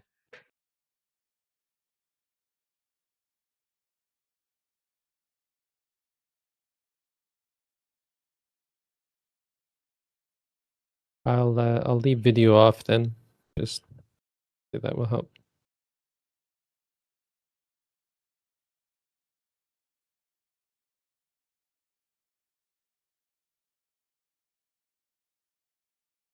Hello? The question, Bante. I need to find a new job in Germany. Should I refuse to work in defense or only refuse work related to weapons? What about subsystems, such as the navigation system of a fighter plane? Or should I only avoid work on the parts directly used for killing?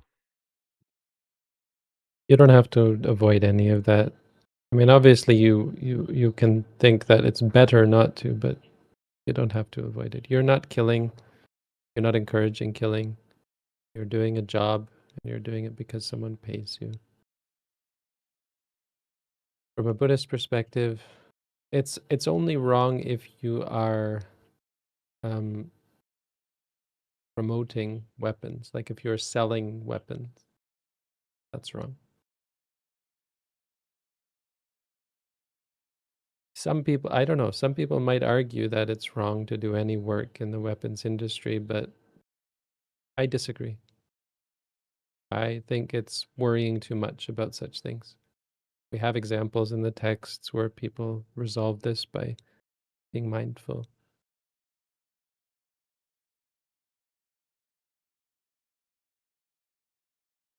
Don't go about selling weapons yourself, selling weapons or poisons, that sort of thing. As far as working on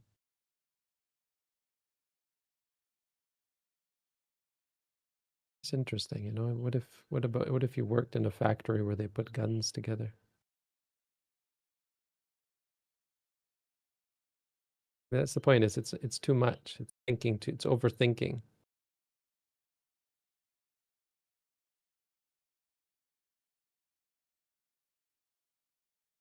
It's unreasonable.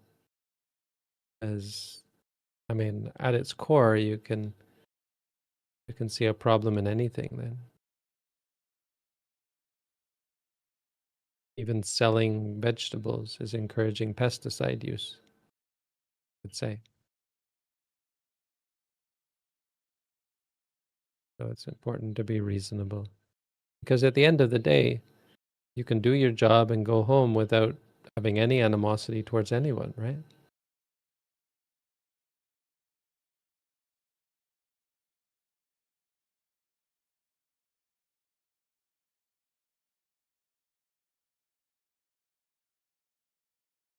Buddhism isn't about fixing the world, about fixing ourselves. The world is always going to be here, and it's always going to be full of good and bad, good and evil. You just have to navigate it yourself with clarity and with purity.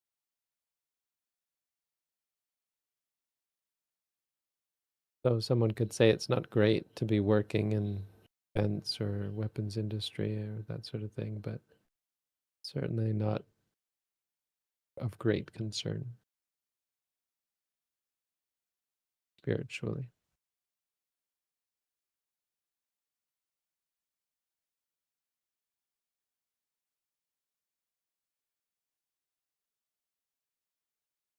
I mean, to illustrate how complicated it is, just for this reason, for the purpose of illustrating how complicated it is, it's possible that making weapons saves lives. I'm not using this as justification. I'm just saying it's so complicated that it just becomes meaningless. Not meaningless. It becomes of much less meaning, because having lots of weapons is a deterrent, right? Oh, we can't invade them. They've got lots of weapons. I mean, to put it simply, there are real world examples of this. Weapons can be used as a deterrent and actually save lives, prevent wars, that sort of thing. I mean, it's not usually the case, and I'm not being naive to consider that weapons are usually used to kill people. But it's just that it's so cerebral at that point. And it's make-believe. You're making up the idea that someone is dying because of what you're doing. Not real. No one is dying because of what you're doing. People die because other people pull triggers and press buttons, and they die because of those direct causes. I mean, they die for other reasons as well. Karma, for example. But all you're doing is working in an office or a factory. You just do your job. For the most part, it's okay. Until it comes to like having to promote weapons use and weapons sales. And that's promoting it. That's problematic.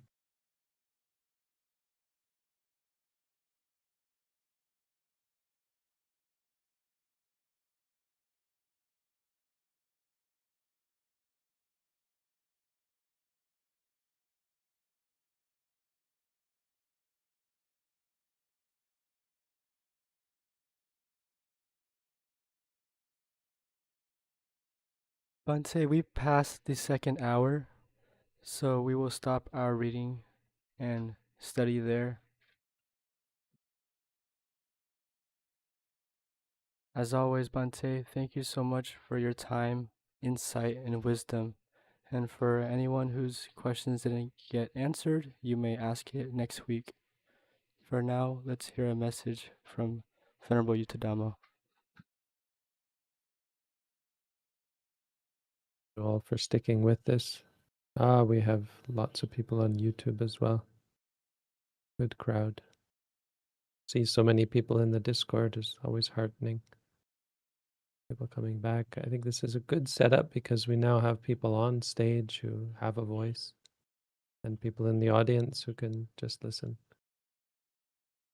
Want to just listen, that's perfect, fine.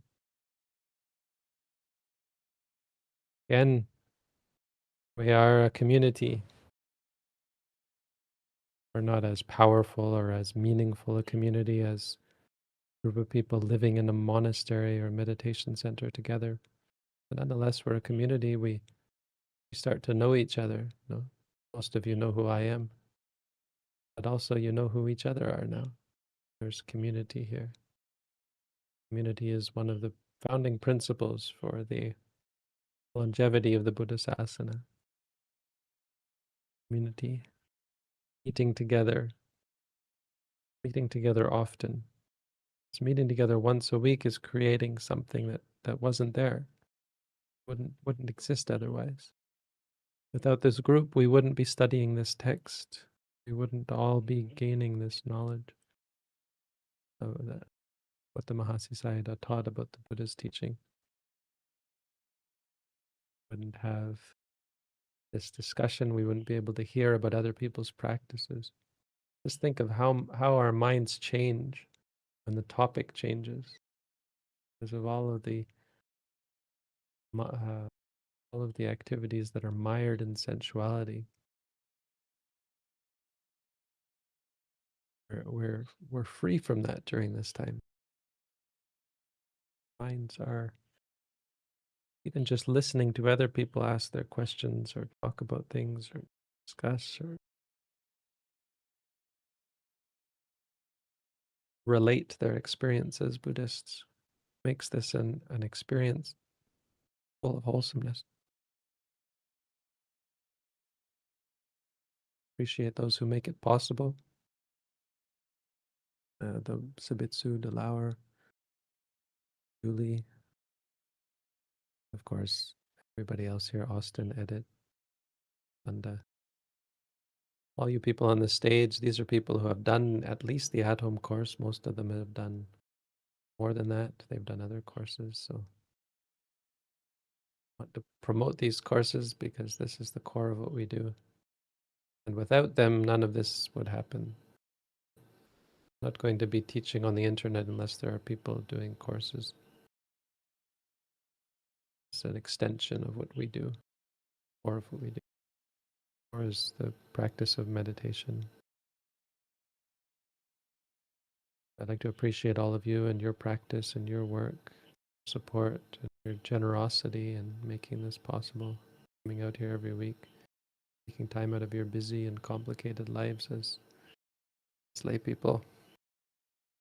For me, it's easier.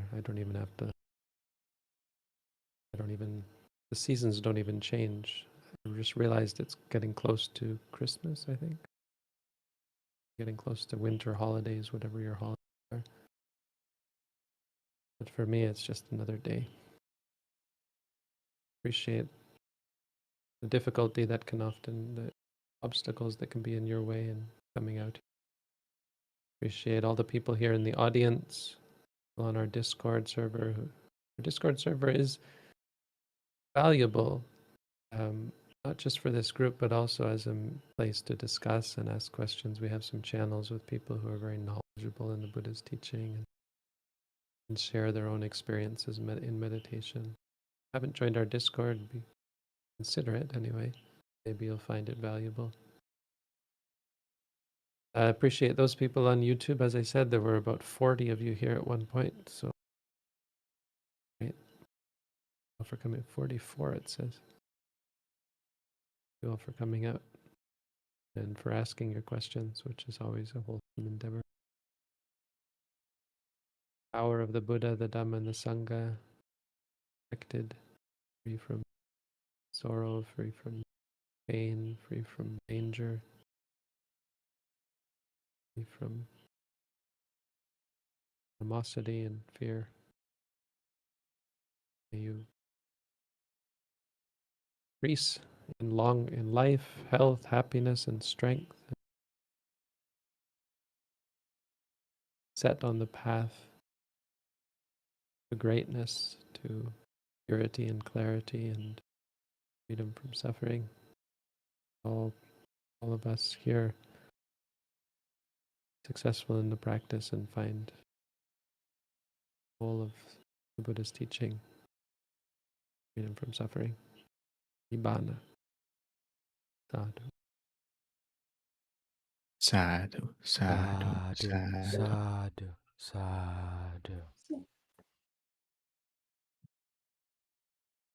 Bhante, before you leave, I posted the link in the